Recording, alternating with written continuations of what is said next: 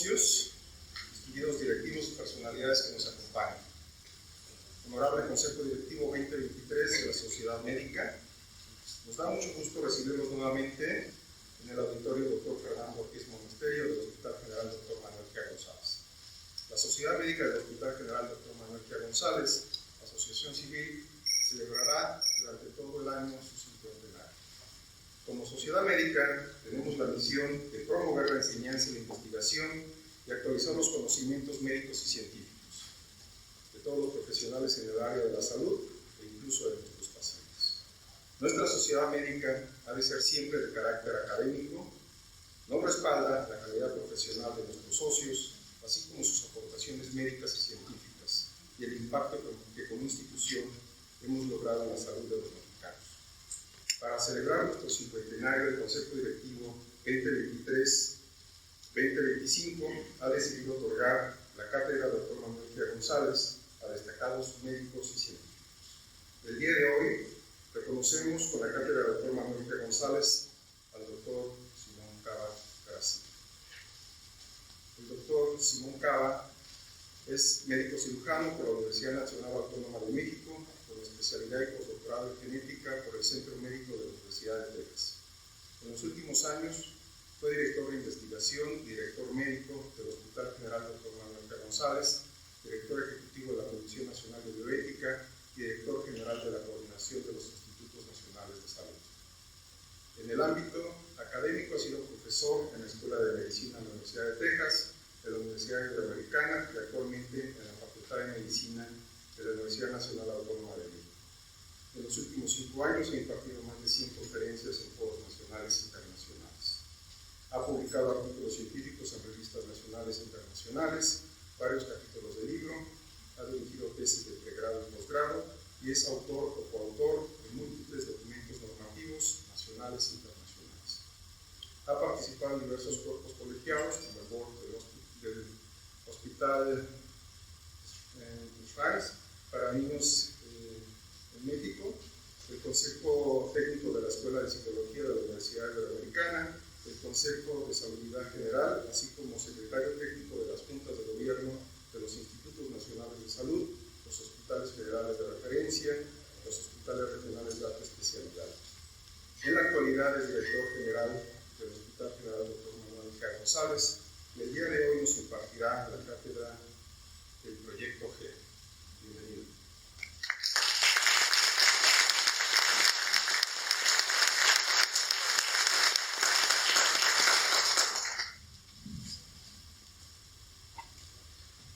Buenos días.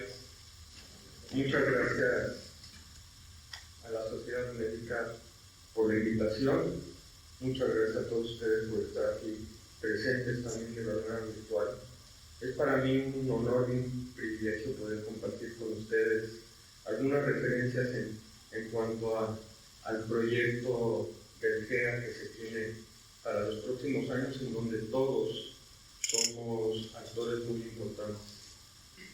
Quiero mencionar que esta plática que les voy a presentar, en su gran parte, ya tiene algunas adiciones, pero en su gran parte la preparé para cuando fueron las jornadas de aniversario del hospital. Era lo que les iba yo a presentar, pero por cuestiones de tiempo y agenda ya no se pudo llegar a las últimas pláticas, tanto el doctor San Juan, que está aquí presente, quizás valdría la pena invitarlo también para que presentara su plática en un momento aquí en este foro, y yo no alcanzamos a presentarlas y lo quisiera compartir. Creo que es muy importante recalcar, y lo vuelvo a decir, este es un proyecto de un grupo, es un proyecto de todo el hospital, en donde por supuesto la sociedad médica y el personal que componen esta sociedad son un elemento importantísimo.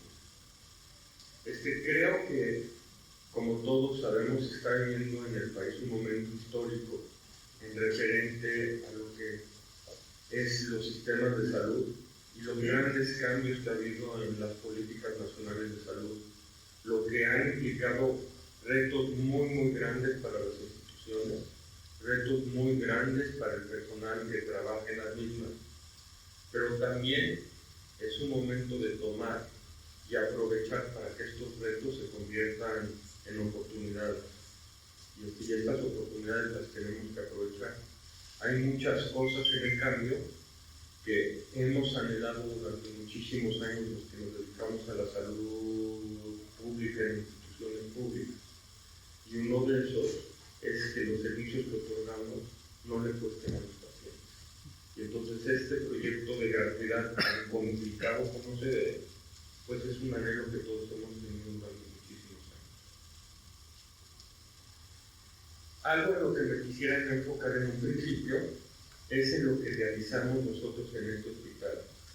Nosotros nos dedicamos a medicina de alta especialidad. Esta medicina que tiene como objetivo generar y profundizar en el conocimiento médico por medio de la investigación de vanguardia que se refleje en la implementación de nuevas estrategias y empleo de recursos tecnológicos para la prevención, el diagnóstico y tratamiento de enfermedades que afectan de manera prioritaria a nuestra población, pero también a la formación y capacitación de recursos humanos en salud. Entonces, los tres elementos esenciales, la atención médica, la enseñanza y la investigación, forman un conjunto, no se pueden disgregar en este concepto de medicina de alta especialidad, lo queremos hacer de una manera continua. Nuestro hospital, como uno de los pilares de la medicina de alta especialidad en este país, otorga asistencia médica de excelencia a la población más desprotegida, forma especialistas y profesores en casi todas las ramas de la medicina y también realiza actividades de investigación científica. Y entonces claramente encajamos en este modelo de medicina de esta especialidad, y así lo ha venido haciendo el hospital desde hace muchísimos años y lo continuará haciendo. También tenemos que reconocer que en nuestro hospital en los últimos años ha habido grandes esfuerzos y también grandes adaptaciones por el entorno cambiante en el que nos encontramos. No se terminaba de utilizar la torre de alta especialidad, que después de muchísimos esfuerzos se logró cuando ya se estaba evacuando la torre de hospitalización para conglomerar todos los servicios en una torre que fue diseñada para otros fines. Entonces, estos esfuerzos y las adaptaciones pues nos llevan a los mismos dilemas de siempre.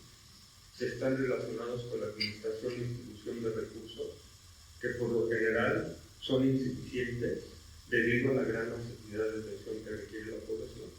Y ahí les muestro una fotografía de las sillas de ruedas que se tomó cuando yo era director médico del GE hace en el 2007, 2008, 2009, 2010. La situación era la misma, quizás ahora más compleja por todo el rezago de la atención que sufrió del COVID, pero en esos años ya teníamos igual número de sillas de ruedas, igual número de camas en el área de urgencia. Lo que estamos viviendo en este momento es una situación constante y repetitiva que tenemos que ver de qué manera vamos a poder enfrentar. Los pacientes van a seguir llegando y a los pacientes los vamos a necesitar atender. Entonces, ¿cuál es el compromiso del GEA? Bueno, el compromiso del GEA debe de ser establecer estrategias que garanticen otorgar servicios de calidad y seguros para la atención de la salud a la población demandante. Esto que sea de manera eficiente y ahora bajo un esquema de gratuidad. Ese tiene que ser el compromiso de todos nosotros. Pero también continuar los esfuerzos para alcanzar la igualdad de oportunidades en el acceso a los servicios de salud especializados y de calidad para toda la población. El rezago en el acceso a estos servicios es lo que nos lleva a la saturación que tenemos, misma que se refleja de manera muy clara en el área de urgencia, en donde la mayoría de los pacientes ya acudieron a una, dos, hasta tres instituciones demandando atención y se les fue negada, y recurren al GEA como su única y quizás última para la atención. Entonces, nuevamente nuestro compromiso es ser el mejor hospital del país. Y creo que todos tenemos en mente que tenemos la capacidad para hacerlo y si nos proponemos lo podemos lograr. Nada más para darles un ejemplo. La revista Newsweek ya lleva algunos años realizando una evaluación para determinar cuáles son los mejores hospitales del mundo. Y se publican los 250 mejores hospitales del mundo de 2.300 evaluados en base a su rendimiento. Y lo que se presentó del rendimiento del hospital en el año 2022, en donde uno de los aspectos más importantes es que se tomaron medidas de los reportes de mejora de los pacientes como uno de los índices más importantes. Es la percepción que tiene el paciente de que acudió a una institución y lo que para él era importante se atendió. Y entonces, esto es una manera indirecta de medir los resultados en salud desde el punto de vista del paciente. Es importante señalar que los puntajes entre países se hacen comparables para el mismo país, y si nosotros nos midiéramos en los puntajes con otros países del mundo, quizás nuestros puntajes no reflejarían lo que se refleja cuando el puntaje es comparable hacia el mismo país. Pero comparándonos con los hospitales públicos y privados de nuestro país, el GEA alcanza el número 8 a nivel nacional. El número 1 es Médica Sur. El GEA con su número 8 está por arriba de los grandes hospitales ángeles. Del sector salud es el número 1, por arriba del Hospital General que se encuentra en el 11. Y sí hay hospitales del Seguro Social, el Centro Médico Siglo XXI y el Hospital de la Raza, que alcanzan puntajes más altos que el hospital. ¿Esto qué nos quiere decir? Que si ahorita somos el 8, y si nos proponemos y determinamos cuáles son los factores que no nos hacen ser el número 1 y incidimos sobre ellos, podríamos llegar a estar primero en el top 5, luego en el top 3, y por qué no ser el hospital número 1 del mundo. Entonces, regresando a este esquema de la medicina de alta especialidad, en donde la atención médica, la enseñanza y la investigación se tienen que centrar en el paciente. Lo que tenemos aquí en el centro debe de ser el paciente y sus necesidades. Pero también todo debe de realizarse bajo dos esquemas que son muy importantes. Uno, la ética y los principios que la rigen, y la otra, una gestión de procesos. Y ahorita voy a hablar un poquito acerca de la gestión de procesos, que es parte importante de este proyecto GEA. Recordando nuevamente, la medicina de alta especialidad es un engrane en donde la investigación, la enseñanza y la atención médica van a hacer que todo fluya hacia adelante, no deben encontrarse separados. Entonces, la atención médica de calidad, dentro de un círculo virtuoso, va a generar las bases para que haya investigación de vanguardia y de calidad, y a su vez, para que la formación y capacitación de los recursos humanos sea la más óptima.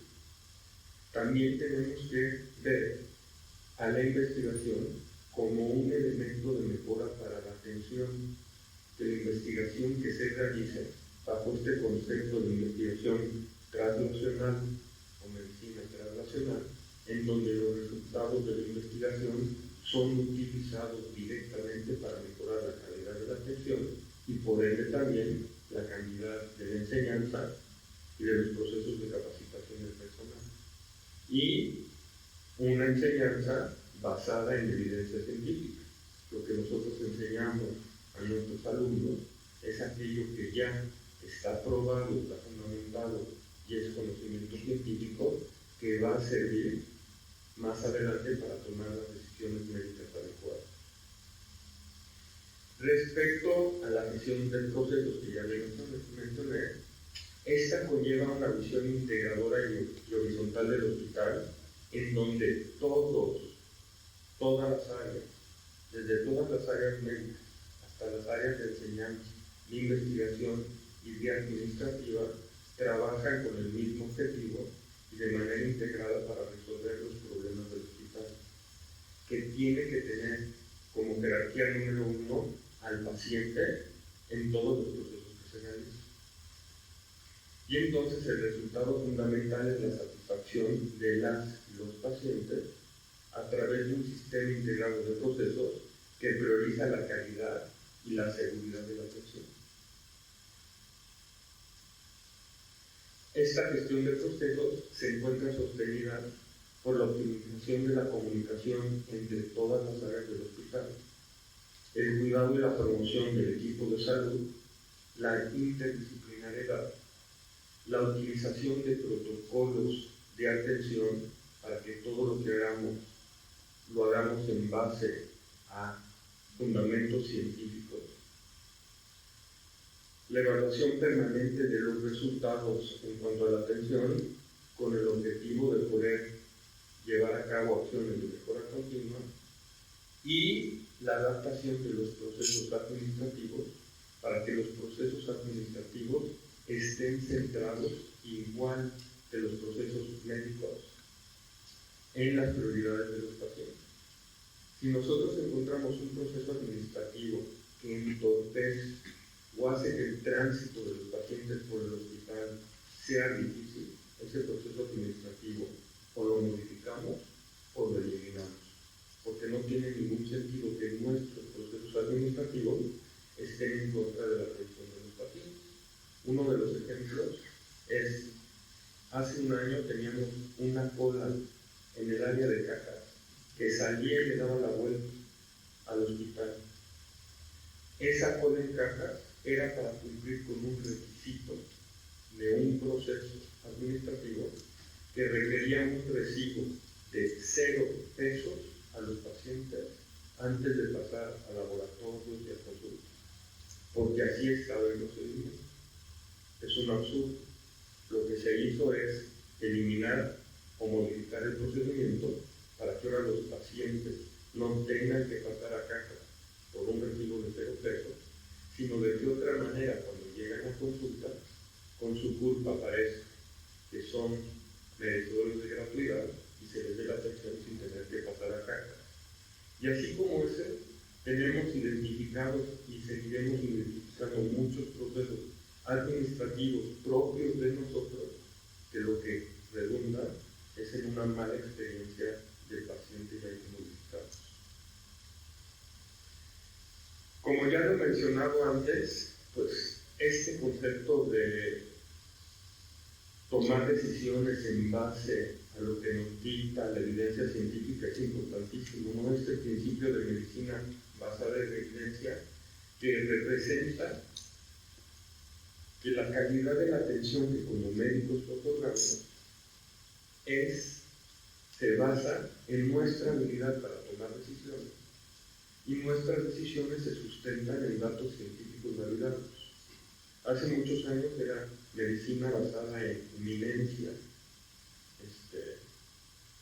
en algunos lados, y ojalá en el GEA podamos eliminarlo, medicina basada en existencia, pues, con lo que tengo es con lo que yo opero, cuando en realidad lo que necesitamos es actuar siempre en medicina basada en evidencia. Y por eso la importancia de contar con protocolos, y que esos protocolos nos digan cuáles son los mejores insumos que requerimos, y si ya lo determinamos en los protocolos, hacer que contemos con esos insumos para que sean medicina basada en evidencia y no medicina basada en existencia. Pero algo que es muy importante mencionar sobre la medicina basada en evidencia es que la literatura médica de donde sacamos la evidencia o de la investigación que nosotros hacemos para sumar a esta literatura científica, por lo general nos provee evidencia basada en la eficacia de una intervención en condiciones ideales. y nos dice poco sobre lo que pasa cuando la intervención es realizada en condiciones menores a las ideales.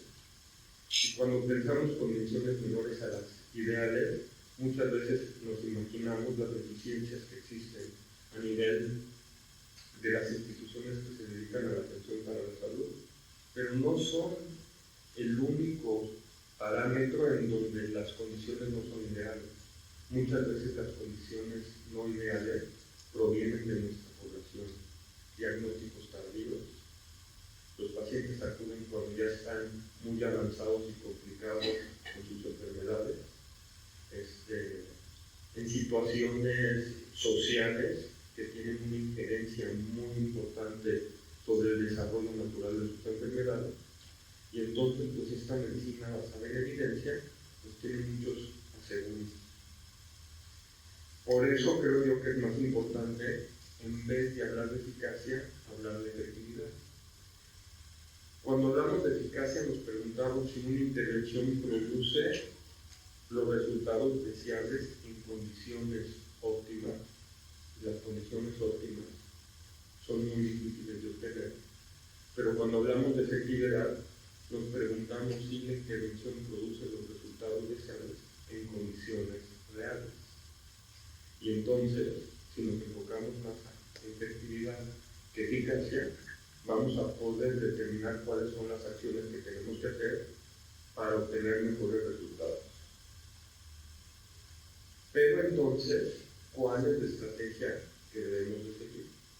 Es identificar cuáles son nuestras condiciones reales, tener un diagnóstico muy claro y también determinar y tener muy claro cuáles son las condiciones, no son reales, son ideales, arriba, y entonces trazar el camino para ir implementando opciones de mejora para pasar nuestras condiciones reales y cada vez irlas acercando a las condiciones ideales.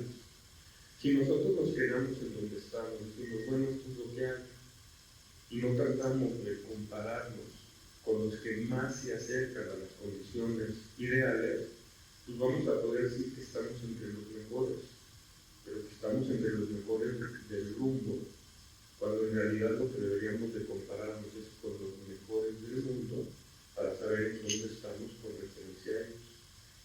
Y por qué no llegar al momento que digamos que en muchas cosas estamos igual como los mejores del mundo, porque hemos acercado nuestras condiciones reales a esas condiciones ideales. Otra cosa que es muy importante es que cuando hablamos de intervenciones en salud, muchas de estas intervenciones clínicas aportan beneficios, pero en ocasiones, por no decir casi siempre, esas mismas intervenciones no están exentas de riesgo, ni libres de inconvenientes, y además cuesta. Hay un costo de lo que hacemos, y generalmente tratamos de separar el costo. Cuando tratamos de separar el costo, no lo tomamos en cuenta y en consideración en todos nuestros análisis, pues sabemos qué es lo que hay que hacer, pero no sabemos si tenemos los elementos financieros para hacerlo o no. Entonces, los criterios éticos, y estos son criterios éticos para seleccionar una intervención clínica adecuada, se realizan en base a estas preguntas que nos tenemos que hacer. Primero, ¿es el balance de los beneficios sobre los riesgos de la intervención favorable? Si vamos a obtener más beneficios de los riesgos que hay en la intervención, es favorable. ¿Es lo suficientemente favorable como para justificar los inconvenientes que podría tener y los costos? Y entonces, si lo es, pues también éticamente es correcto seleccionar esta intervención. Y por último, ¿existe alguna otra intervención o alternativa cuyo balance sea aún mejor? ¿Esto qué quiere decir? Que tenga más beneficios o que el costo sea menor con los mismos beneficios y con los mismos riesgos. Por eso es importante tener en cuenta y conocer los costos para seleccionar aquellas intervenciones que nos den máximo beneficio, menos riesgo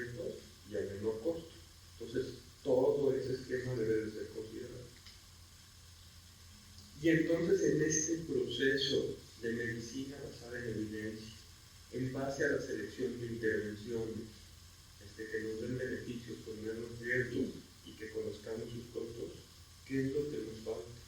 Bueno, nos falta auditar los resultados de la práctica clínica para ver si estamos obteniendo los beneficios esperados y no se están presentando riesgos inesperados. Evaluar la efectividad de nuestros resultados, qué tanto nos estamos acercando a lo que la evidencia científica dice en nuestras condiciones reales y por eso evaluar la efectividad. Tomar en cuenta las prioridades de los pacientes. Muchas veces las prioridades las determina el equipo de la atención para la salud y no el paciente. Y a veces cuando tomamos en cuenta las prioridades del paciente, la selección de las intervenciones podrían ser distintas. Un paciente que pudiera elegir, no gracias, no quiero yo ese resultado tan bueno porque implica un gran sacrificio para mí y para mi familia, prefiero un resultado más modesto que va y se adapta mejor a mi estilo de vida, a mis creencias y preferencias personales, y lo tenemos que tomar en cuenta. Entonces, dentro de este modelo de medicina basada en evidencia, pues se dejó a un lado en algún momento las prioridades de los pacientes. En base a esto, establecer acciones de mejora continua que nos acerquen a las condiciones ideales y cada vez seamos mejores, y ser costo efectivos. Que los resultados de efectividad que nosotros tengamos los hagamos teniendo en cuenta los costos y seleccionemos las intervenciones de mejores resultados, pero también de costos más bajos. Entonces, en cuanto a la administración que requiere por ahorrar recursos, no vamos a entregar la calidad que se requiere, pero por el otro lado, la calidad sin eficiencia es insostenible. Y entonces damos muy buenos resultados, pero nunca nos va a alcanzar el dinero. Entonces tenemos que encontrar un balance.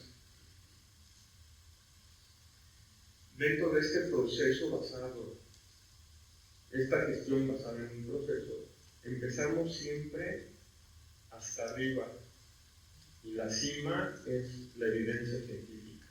Todo lo que hacemos tiene que estar respaldado por evidencia científica.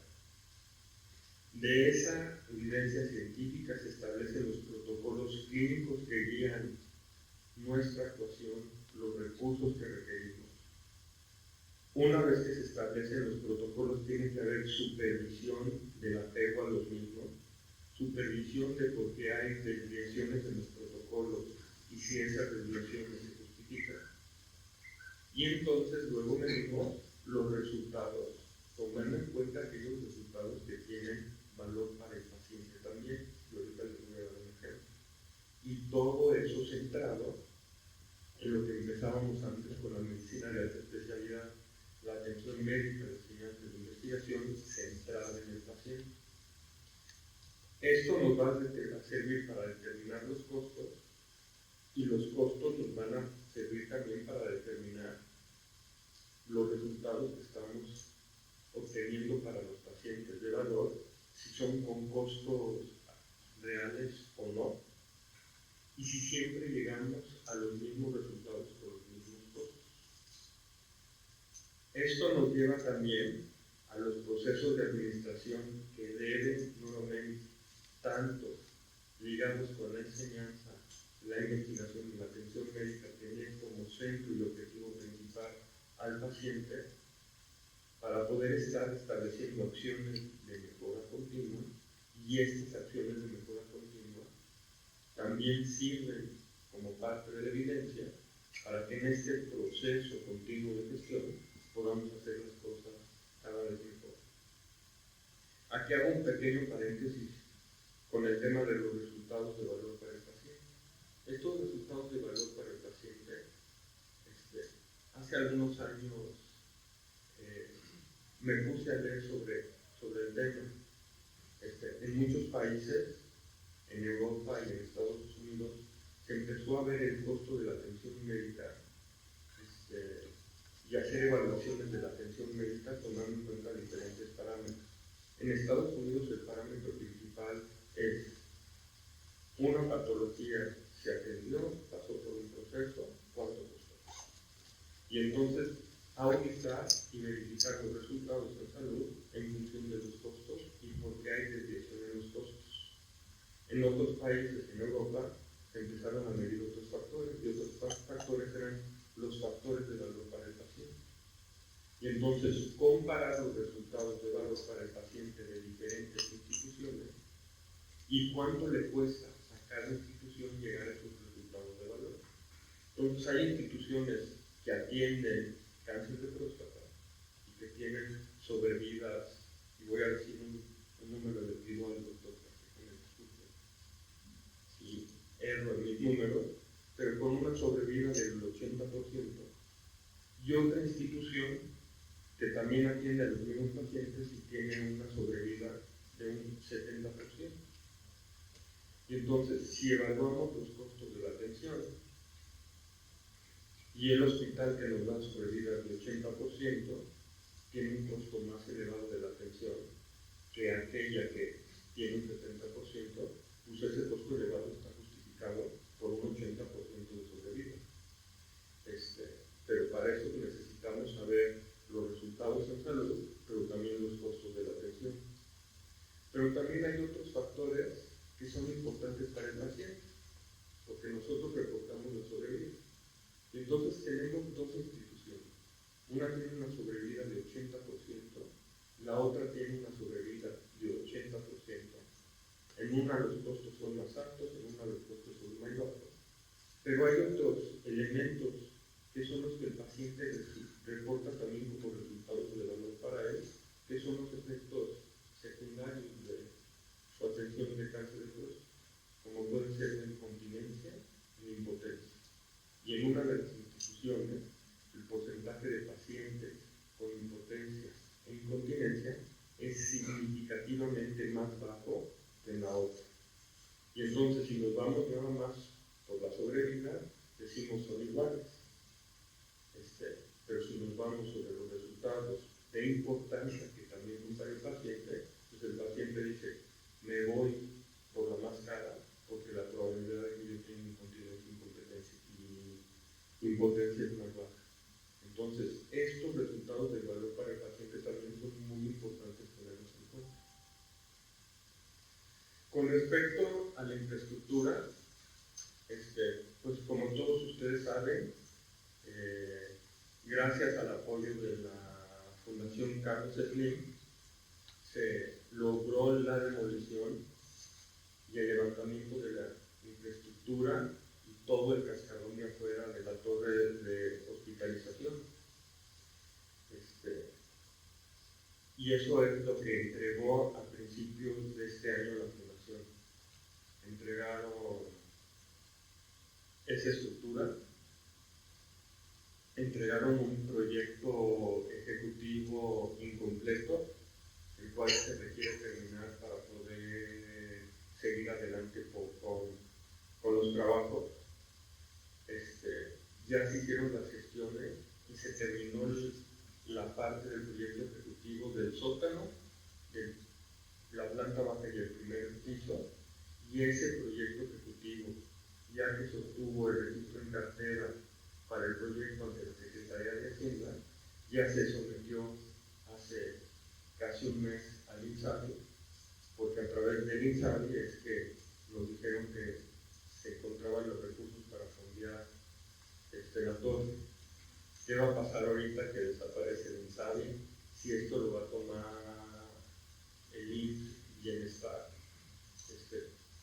Parece que sí, todavía no hay mucha claridad al respecto, pero yo quiero ser optimista de que esta parte del proyecto que ya se sometió seguirá adelante, igual que las siguientes fases que iremos de los pisos del segundo parámetro. Entonces, este fortalecimiento de la infraestructura es concluir el proyecto de la torre de hospitalización, pero no únicamente eso. También la actualización del equipo médico de la torre de alta especialidad que ya se obtuvieron los registros en cartera, casi todas las fichas técnicas que se requieren de CNT para poder adquirir estos equipos, mismos que también están siendo sometidos al INSABI, porque el INSABI cuenta con el recurso para el reemplazo de este equipo. Se continuará con la contratación de ese personal más un 30% más. Entonces estamos hablando, Mario, de cuántos en total.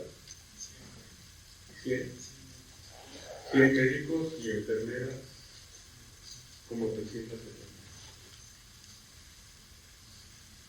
En conclusión, creo que nos queda claro entonces el hospital se encuentra en un momento histórico significativo. Los cambios en el sistema de salud de los últimos años no tienen precedentes. Esto nos lleva a aprovechar la gran oportunidad de sumarnos con convencimiento al cambio y hacer efectivo el principio de equidad en salud. Por acuerdo del Consejo Directivo 2023-2025 se otorga la cátedra del Dr. Manuel G. González al Dr. Simón Cava en reconocimiento a su trayectoria académica y directiva. Gracias.